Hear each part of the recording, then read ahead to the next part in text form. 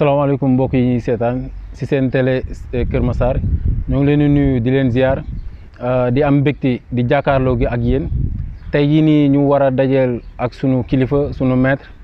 ki nga xam ni lu rëy lu représenté ci ñun ñi nga xam ni jaar nañ fii ci école Massar Dieye muy monsieur Dramé di teg ci loolu ci nuyoo boobu di souhaiter bon carême à nos frères et sœurs chrétiens di leen ñaanal kooru jàmm. émission bi nga xam ni muy yokkute ñu koy tourné fii nii ci télé Kër Massar dafa doon émission boo xam ne dafa jóg pour fësal liggéey bi nga xam ne suñu kilifa yi ñoo ngi koy liggéey fii ci diwaanu Kër Massar di ci boole ñëpp amul xàjj ak seen loolu moo ñu tax tey ñu daje fi ak sunu kilifa gi muy Massar Dieye xam naa ne fii suñ ko fi indee tey ci béréb bi dina ko rappeler lu bëri muy monsieur Dramé ñu bàyyi ko mu nuyoo balaa ñu dugg ak moom ci laaj monsieur Dramé vous avez la parole. salaamaaleykum wa rahmatullahi. maa ngi kontaan ci liñ ma wooyee di nuyu nag waa Kër Massar yëpp sama Kër Massar laa koy yóbbee waa Kër Massar góor jigéen mag ak ndaw di kontaan trop ci invitation bi nga xam ne defal nañu ma ko te fii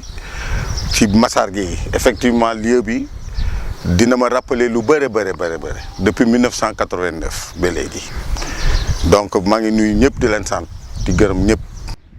ñu wax ne rek fii mooy suñu première émission ñu jagleel ko moom donc dañ koy bàyyi rek moom mu présenté wu ñu laaj ko kan mooy monsieur Dramé ndax monsieur Dramé ñu bëri ñu ngi koy dégg mais tey doon na occasion ci yow nga wax ak askan bi kan mooy monsieur Dramé soo mënee ñëw ak ñun ci loolu.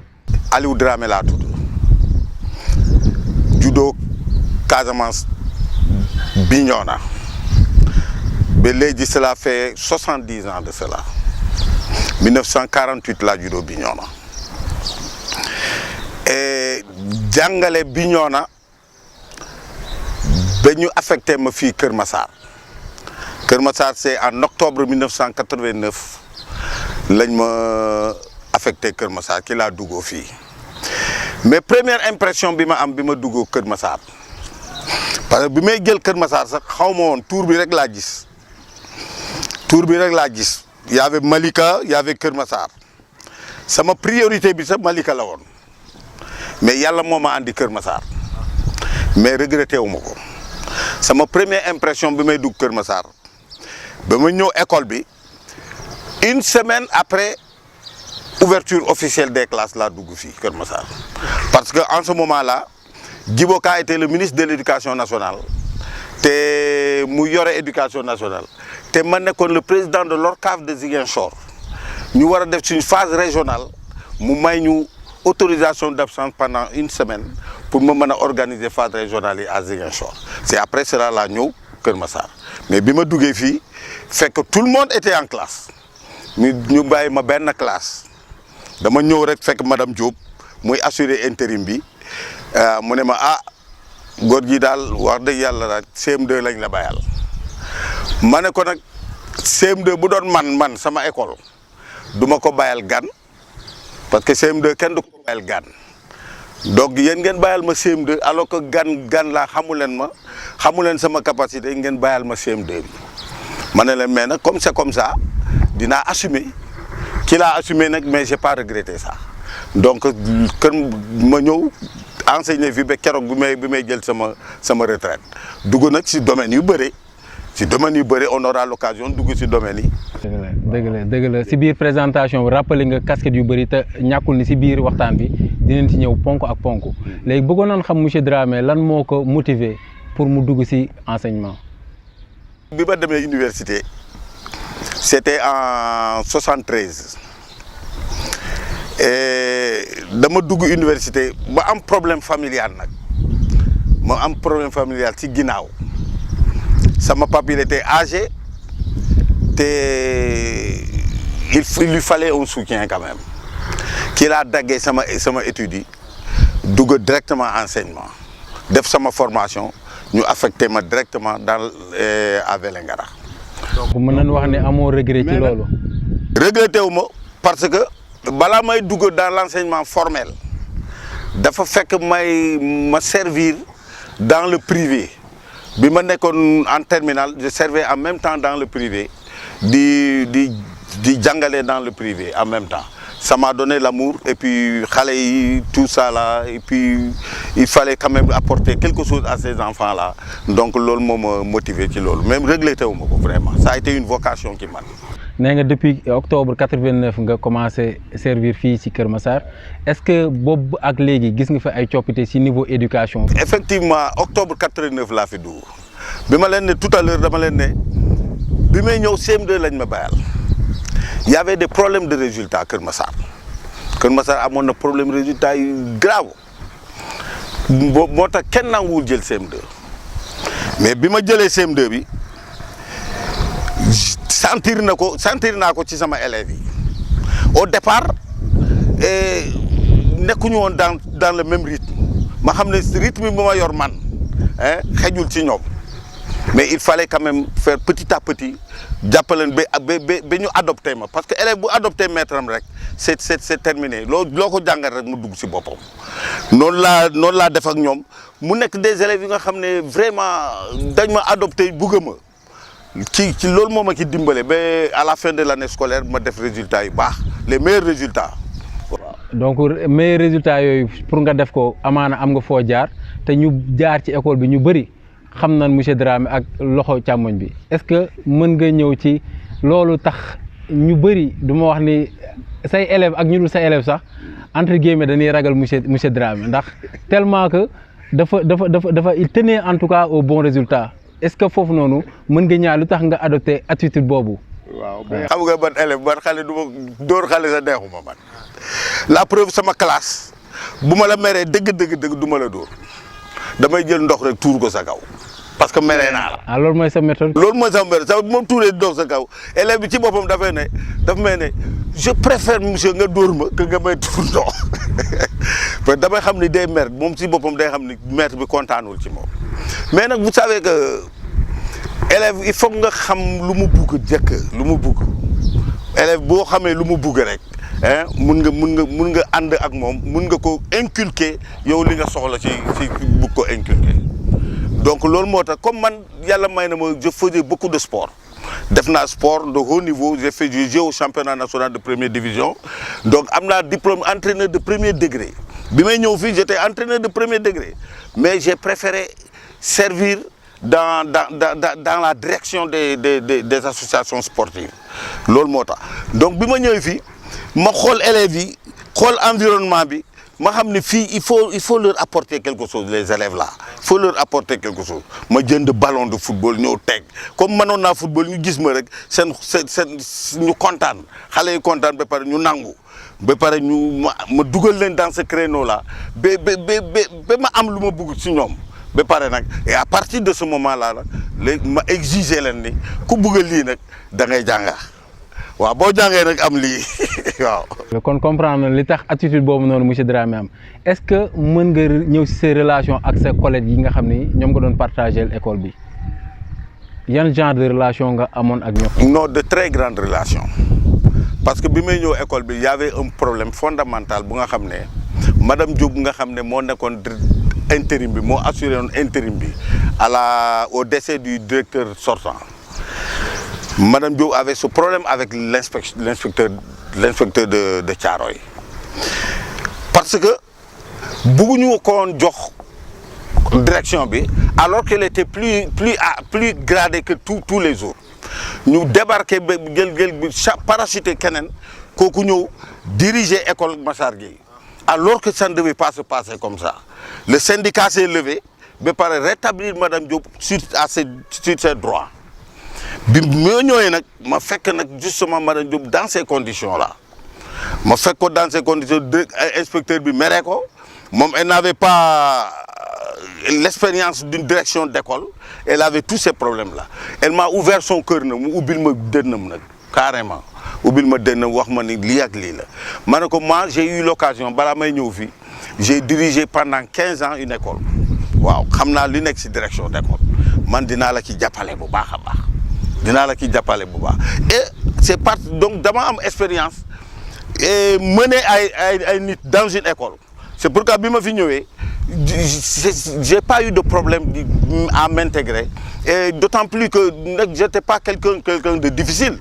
j'étais pas quelqu'un de difficile te sama xam-xam dama koy partager avec mes collègues quand quelqu'un a des problèmes de pédagogie ou quelque chose comme ça mais facilement ma jàppale ko woon ko yoon bi ne ko nii ak nii la donc de telle sorte que tous les collègues qui étaient là même les nouveaux qui sont venus après dañ ma adopté dañ ma téye parce que vraiment je partage tout waaye. dégg nañ ko sa intervention cité nga ñaari yoon madame Diop moom tamit ñu koy saluer au passage di ko ñaanal yàlla yokk ay bésam gën ko may fan bu gudd ak santé moom tamit bokk na ci ñi nga xam ne marqué nañ ñu est-ce que monsieur Dramé mën nañu wax ci pour ñu jeexal aspect volet éducation bi sa souvenir bi la gën a neex ci école Massar Dieye amaana day doon yu bëri mais est-ce que am nga yoo xam ne mën nga ñu citer loo xam ni ay faits yu marquant la yoo xam ni neex na la trop ci sa fii nii sa jaar-jaar ci école Massar Dieye. wax nga lu bëri sa am na si bon am naa expérience yu bëri fii école Massar Dieye waaw parce que tous ces bâtiments là à part bii yi nekk sama ginnaaw lii yëpp sama kanam lañ fii lan ma fekk ñi nekk à ma gauche dama contribuer pour ñu defar ko d'autant plus que le maire de Dakar l'ancien maire de Dakar mooy Mamadou Diop sa dame di Sabel Gueye moo ñu jàppale ak le maire madame Diop ak le maire Mamadou Diop pour que bâtiment yi ñu mën leen rénover mën leen mettre en place donc fii Kër Massar vraiment à l'école Massar Dieye j'ai beaucoup de souvenirs et de très beaux souvenirs ces souvenirs là vraiment dafa bëri tellement que mënuma ki génne benn sax mën na leen lii ak lii mais ce qui est important c'est que dama am satisfaction totale bi ma nekkee à Massar Dieye de telle sorte que à l'inspection de proposer nañ ma sax ay poste de direction fii à Dakar ma bañ j'ai préféré rester ici waaw vraiment de très beaux souvenirs waaw. donc pour ñu jeexal volet éducation boobu rappelé nga ni casquette yu bëri na donc dañuy dugg ak yow ci monsieur Dramé en tant que homme de sport ndax ñu bëri xam nañ la ci bëri ku la xamul ci école bi fekk na la fi wala mu fekk la ci terrain bi est-ce que mën nga ñëw ak ñun ci lan moo tax nga bëgg sport comme ni nga bëggee éducation. sport bi ma nekkee xale rek laa bëgg sport parce que à Ziguinchor quand j'étais au lycée dama doon football ma pare ngoon ma handball donc je faisais du football je faisais du handball et je jouais dans de grandes équipes en Casamance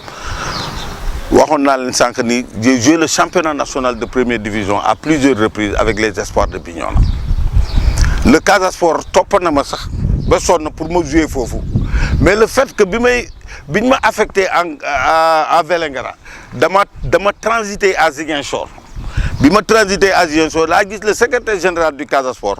ne ko je suis à Ziguinchor mais xam naa ni dañ may affecté en brousse te bëgguma dem en brousse mais boo defee tuuti rek ma toog Ziguinchor fi je joue au Casa Sport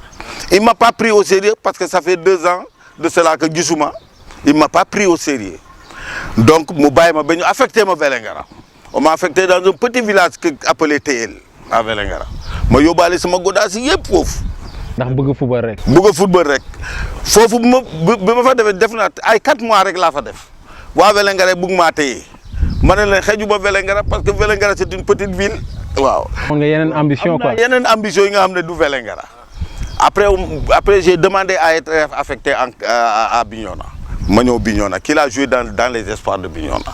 j'ai joué aux espoirs de Bignona ba keroog bi may bay le football à ce niveau-là mais j'ai joué au navétane aussi dans l'AS Saint-Étienne à Bignona. mais bi ma bàyyee yooyu yëpp je suis entré dans la direction des associations sportives mooy maanaam dama diriger j'ai préféré être un dirigeant. Ouais. Bien que j'ai eu l'occasion de passer de passer le diplôme de premier degré d'entraîneur de football, n'est-ce pas? Ak ñoom Demba Ramata Ndiaye, l'ancien entraîneur du Casa Sport. ñoo bokkoon même stage. Bon, léegi j'ai dirigé ma nekk dans le mouvement navétane. J'étais président de commission sportive et j'étais président de l'ODCAV de Bignona, le plus grand ODCAV de la région de Ziguinchor. Pendant 5 ans, je dirigé. Je me dirigé pendant 5 ans. j'ai aussi dirigé l'ORCAV, la région de Ziguinchor, pendant 3 ans. Moi, dirigé yep. Wow. J'étais, en 89, j'étais le président de l'ORCAV de Ziguinchor. J'ai fait 2 ans ici à Dakar, 2 ou 3 ans à Dakar, alors que je dirigeais l'ORCAV de Ziguinchor. Loolu moo tax bu vacances jotee rek hein damay bàyyi sama famille Kër Massar ma dem Ziguinchor. Waaw, ça je l'ai fait à 2 reprises. Bon, mais il s'est trouvé que bi may ñëw ce qui m'a beaucoup frappé, c'est que dama ñëw fekk Kër Massar muy def nawetaan. Ils avaient une équipe bu nga xam ne dafa doon regrouper tous les gens de Kër Massar ñuy dem jouer Yeumbeul ainsi de suite à Pikine. Mais après ñu am problème entre-temps et ils n'ont plus participé. Ñuy def nawetaan ci biir gox yi fii ñoom koko yi fii ak ainsi de suite ñuy daje fii. À chaque fois que bu ñuy football ba pare après ils ont des problèmes day am histoire yaa ngi dégg koko yi c'était la meilleure équipe. C'est-à-dire daf leen dépasser ci de très très loin de telle sorte que toujours moom mooy gagné rek toujours moom mooy gagné que toujours c'est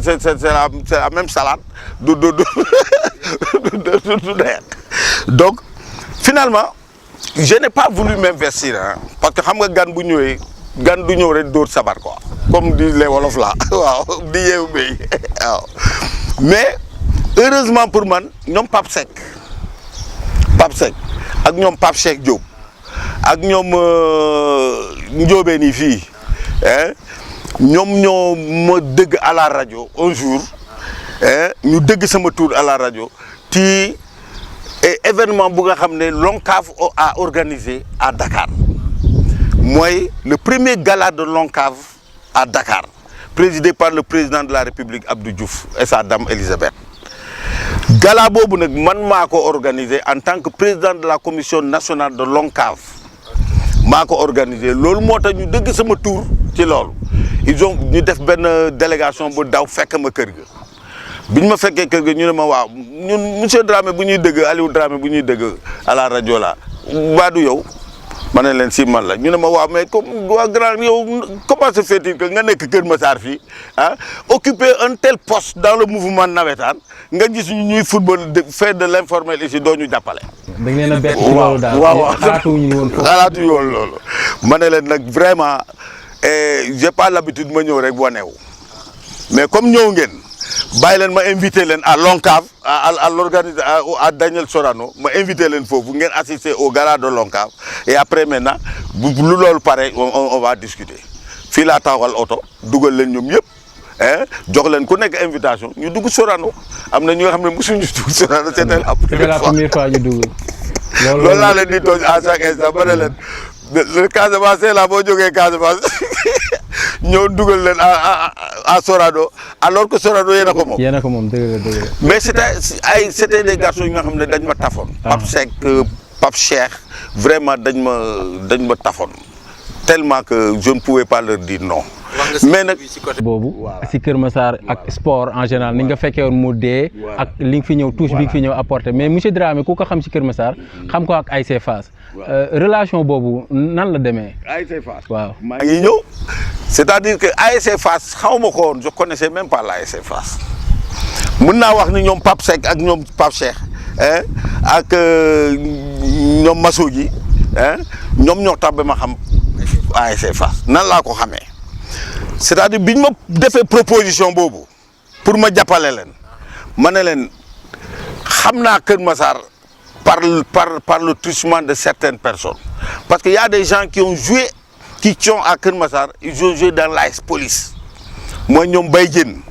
ma ne ko Mbaye Diène j'ai joué contre lui il était à l'AS Police dans le championnat de première division ma ne leen actuellement il est à Kër Massar fii la dëkk n'est-ce pas donc tey du ma ñëw rek bëgg a bondé fii alors que y a des gens qui ont bougé dans le sport te ñu nekk fii ñu nekk seen grand frère léegi dama bëgg nag ngeen ànd ñu ànd ba si ñoom ngeen toog ma toog ñu waxtaan ak ñoom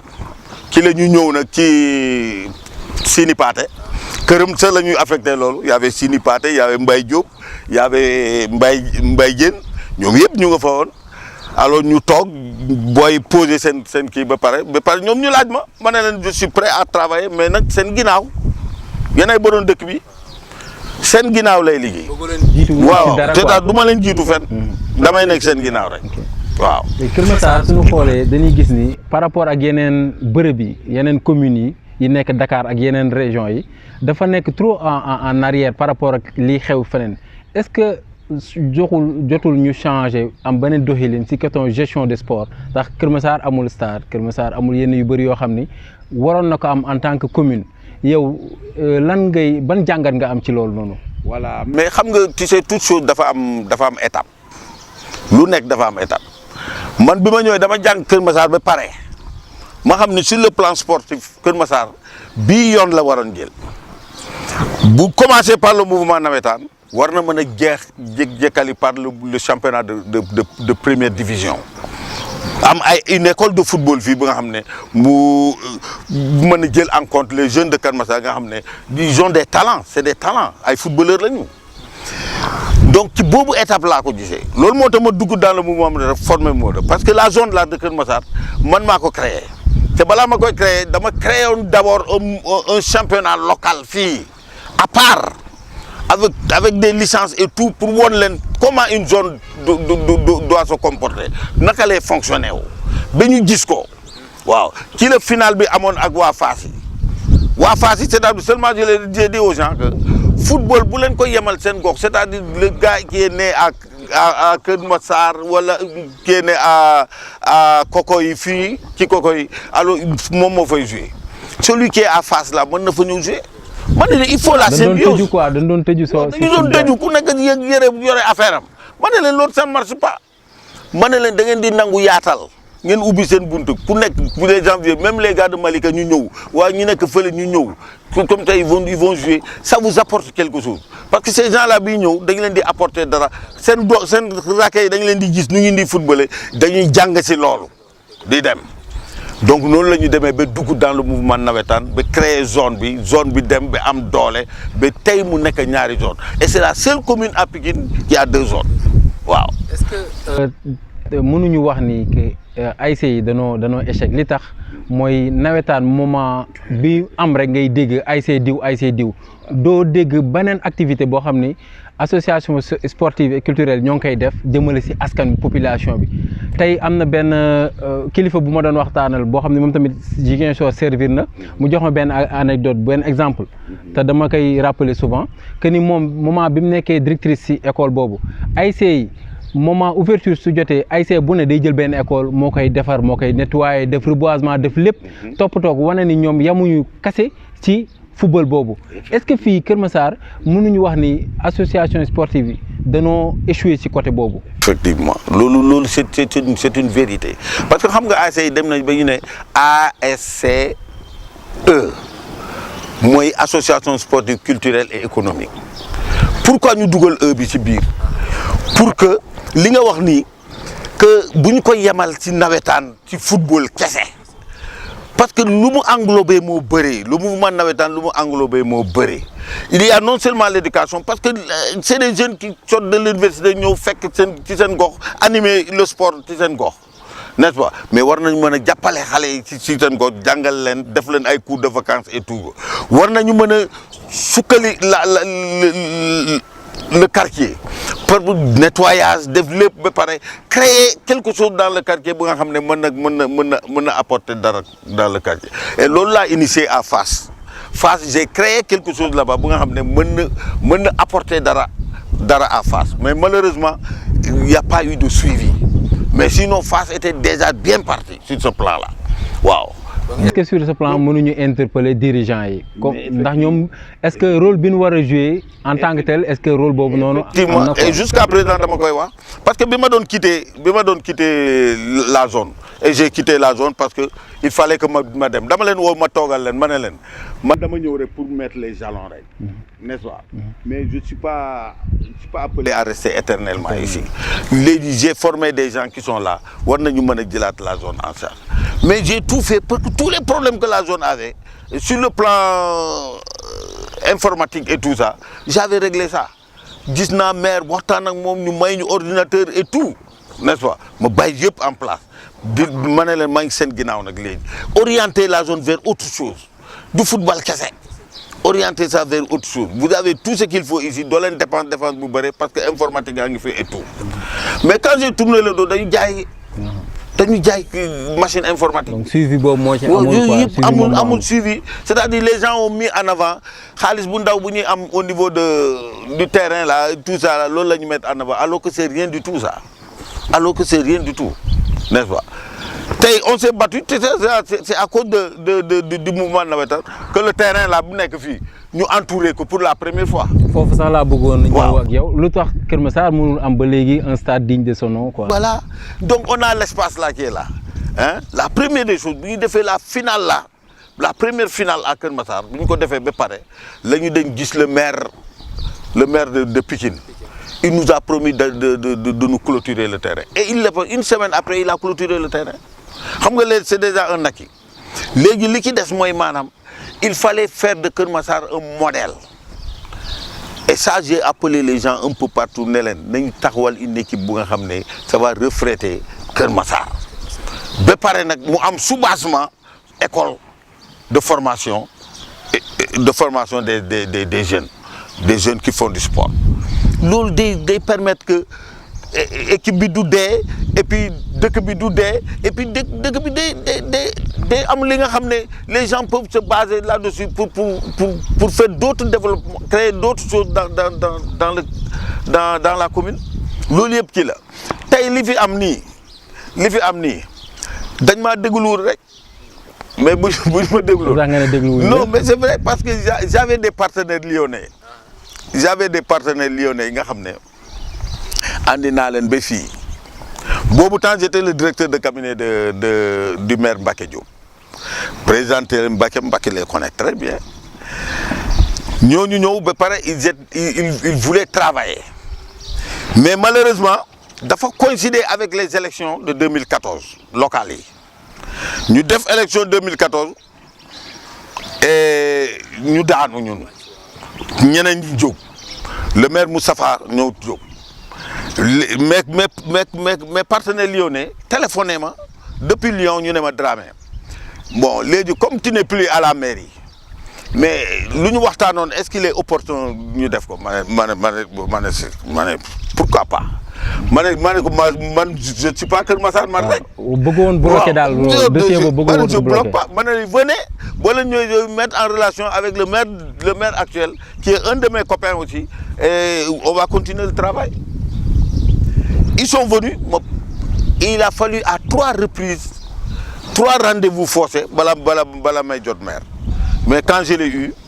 mu toog ak ñoom ñu présenter ko seen document yi man maa ànd ak ñoom sur le terrain yóbbu leen ba fii pour xool ce qu'ils doivent faire mais ce qu'ils avaient prévu ici c'était énorme. C'était énorme. Malheureusement loolu lépp amul. Malheureusement il y a eu pas de suivi au niveau de la mairie c'est-à-dire mairie deful effort pour les prendre pour les aider à faire ça ici mais fii ay tribune ay lu ne ay éclairage ay gazon synthétique yëpp c'était prévu ici. Malheureusement Kër Massar amagul loolu espérons que ni dina am donc juste ñuy rappeler que ni ñoo ngi fii ci seen télé Kër Massar di am mbégte dalal suñu kilifa comme ni ma ko waxee ci début bi que monsieur Dramé ñu am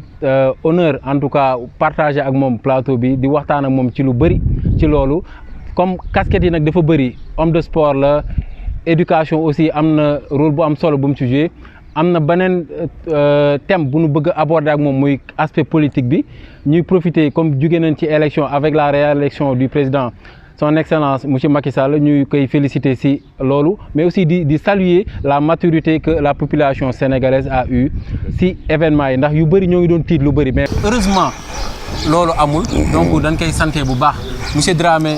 xam nañ ko aussi ci côté politique ndax benn instant gisoon nañ ko ci maire bi gisatuñ ko monsieur Dramé mën nañu wax lan moo tax gisatuñ ko ci municipalité bi. dama dugg politique pour Kër Massar parce que bi ma nekkee Bignona du ma daan def politique. daanoo ko woon def. non gars yi dañuy politique ma si jàppale leen fii mais du ma dugg politique waaw mais Kër Massar dama ñëw créer une liste aux élections de 2009 une liste ma diriger liste bi pour la mairie de Kër Massar gars yi di ne liste enseignants yi la ak liste enseignants yi la. ah loolu la ñu teg waaw ñu ne liste enseignants ma ne vous n'avez rien compris le programme là le programme de cette liste là hein ça a été le programme de c'est-à-dire bu ñu ko lire malheureusement les gens ne lisent pas les programmes non dañuy élire les gens comme ça pour ne lire pas les programmes ils voient pas ce qu'il y a là-dedans mais li tax ba ma créé cette liste seen frère Pape Cheikh était dans la liste. Donc il y avait des enseignants effectivement, mais il y avait aussi des gens de valeur qui étaient dans cette liste-là. Nous dîmes aux élections, hein, les gens ont voté pour nous, pour 4 conseillers. On a eu 4 conseillers à la mairie. 4 conseillers, 4 conseillers pour la première fois nous participé, nous avons 4 conseillers à la mairie. N'est-ce pas? Mais malheureusement, ce que nous regrettons, c'est de nous lire sur programme. Ouais, parce que dans notre programme intellectuel, parce que le programme de quelqu'un qui a les réalités de Keur Massar, hein, vivre les réalités de Keur Massar, nous voulons apporter dans pour Keur Massar. C'est la raison pour laquelle nous talk, man, Pape Cheikh et Cheikh Ndiaye, directeur école Sotrak, n'est-ce pas? Et avec Cheikh Diop, nous talk. On s'est dit qu'il faut faire quelque chose. Il faut apporter quelque chose. C'est ce que je suis politique. Malheureusement, on n'a pas ce qu'on voulait. Mais il y a les 4 conseillers. Nous sommes restés à la mairie en tant que conseillers. Qui l'a Mbaké Diop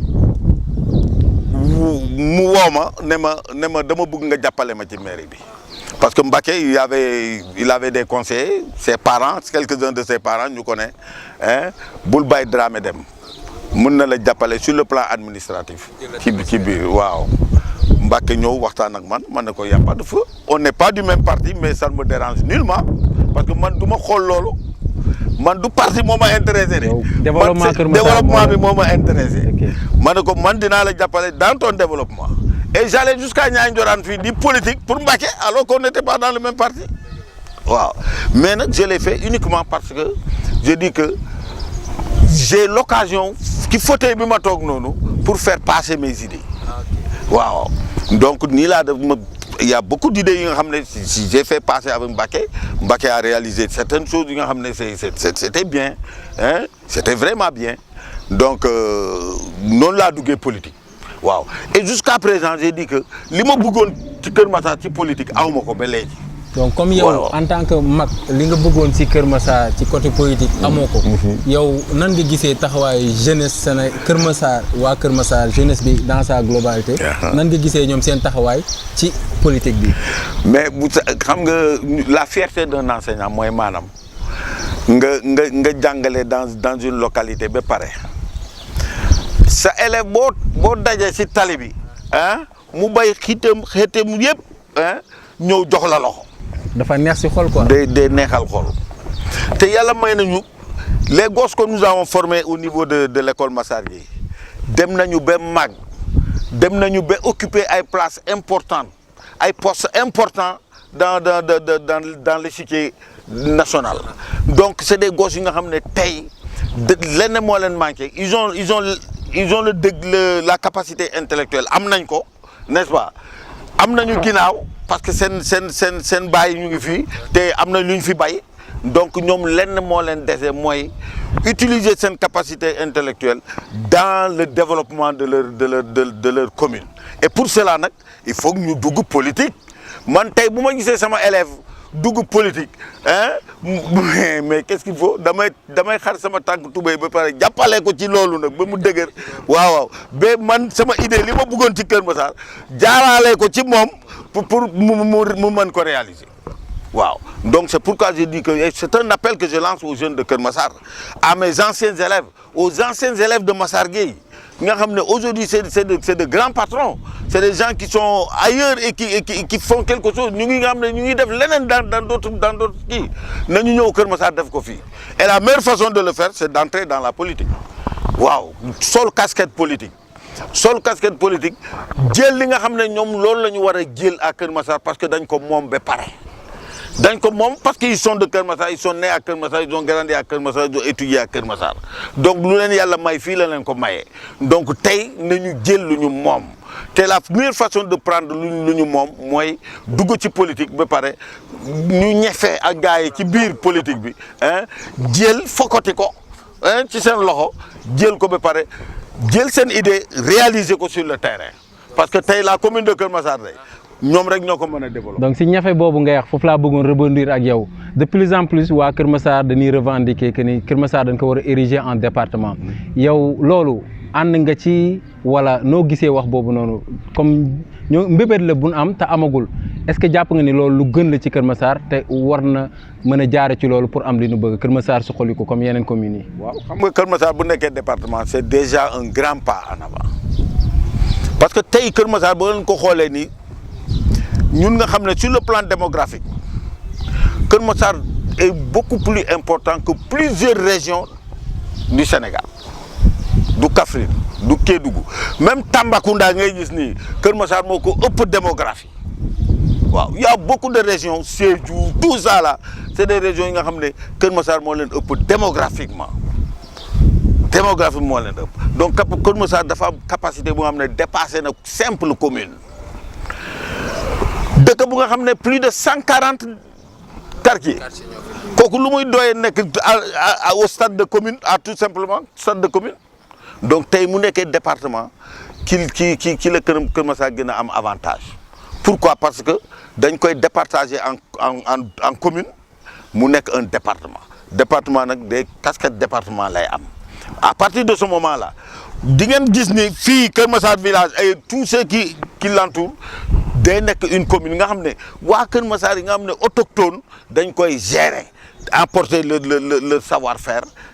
dans la gestion de la commune donc loolu c'est extrêmement important donc Kër Massar département c'est aubaine la c'est une aubaine et le président de la République et je le remercie et je le félicite pour son élection aussi depuis temps boobu depuis Macky 2012 c'est nous qui avons créé yaa ngi ak moom maa ngi ak moom depuis Macky 2012 jusqu'au moment où nous sommes dugguma APR parce que il y a trop de rivalité au niveau de l'APR et moi je n'aime pas les histoires waaw je n'aime pas ces rivalités inutiles là dans un parti je n'aime pas ça mais je dis que le président en tant que tel c'est quelqu'un que j'apprécie beaucoup parce que il a beaucoup travaillé sur le plan des infrastructures dara desatu ko léegi lu noonu aujourd'hui il a un dernier mandat bu nga xam ne war na ko mën a utiliser pour le développement du Sénégal parce que Sénégal c'est un petit pays qui a beaucoup de ressources naturelles et ces ressources naturelles doivent pouvoir servir au Sénégal Kër Massar nag ci la bokk Kër Massar c'est une commune qui aujourd'hui deviendra un département et pour que demain Kër Massar soit le pôle d'attraction de la région de Dakar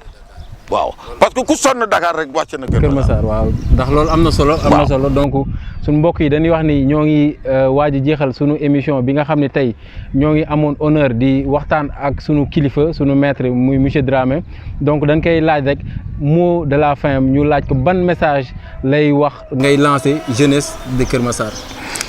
waaw maa ngi remercier d'abord maa ngi leen di remercier yéen pour opportunité bi nga xam ne may ngeen ma ko tey pour ma mën a wax aux populations de Kër Massar maa ngi leen di remercier bu baax a baax ci loolu di remercier les populations de Kër Massar parce que dañ ma adopté waaw tey fu ma jaar rek ñu ne monsieur Dramé dañ ma adopté dëgg waaw dañ ma te ku leen ne tey monsieur Dramé n'est pas de Kër Massar doo leen ko gëm waaw donc vraiment maa ngi leen di remercier ci loolu donc opportunité bi ngeen ma may tey moo may permettre ma lancer l'appel que je lance nag ci jeunesse bi la l'appel que je lance cet appel à mes anciens élèves aux anciens élèves de Massar Gueye aux anciens élèves de Kër Massar pour que tey aujourd'hui am nañu opportunité yàlla may na leen xam-xam bu nga xam ne moom la ñu inculquer ci ñoom donc ñu mën ko jëriñoo loolu mën a profiter ci seen commune bi donc dama ne nañu bàyyi lépp ñu dugg dans la commune liggéey pour leur commune waaw et ñun dinañ nekk seen ginnaaw dinañ xam ne ñun ñooy nekk seen ginnaaw nag. Inch'Allah. à partir bu ñu gëstoo gis monsieur Dramé seen ginnaaw. xam naa dinañ gën a am doole. avancer. Donc on est prêt à vous apporter tout notre soutien pour que demain Keur Massar soit le département le plus représentatif du Sénégal. Inch'Allah loolu la ñuy ñaan sax loolu la ñuy ñaan donc am na mbégte bu baax ñun tamit ñoo ngi lay delloo remerciement boobu noonu di la sant bu baax si temps bi ñu accordeel xam na ni dimanche la kilifa nga tamit taxat na malgré tout ñëw nga assister waxtaan ak ñun donc ñoo ngi lay jaajëfal di ñaan yàlla tamit fan yi mu gën ko yokk bu baax a baax a baax yàlla wéral cër yi ba tamit njaboot gi nga fekkee lépp incha allah donc si réalisation bi équipe technique bi yëpp ñoo ngi leen di remercier présentation bi ngeen amoon seen mbokk Mouhamed Diouf ñoo ngi leen sant bu baax di leen jox rendez-vous ci beneen interview beneen émission ak beneen kilifa fii ci Keur Massar jërë ngeen jëf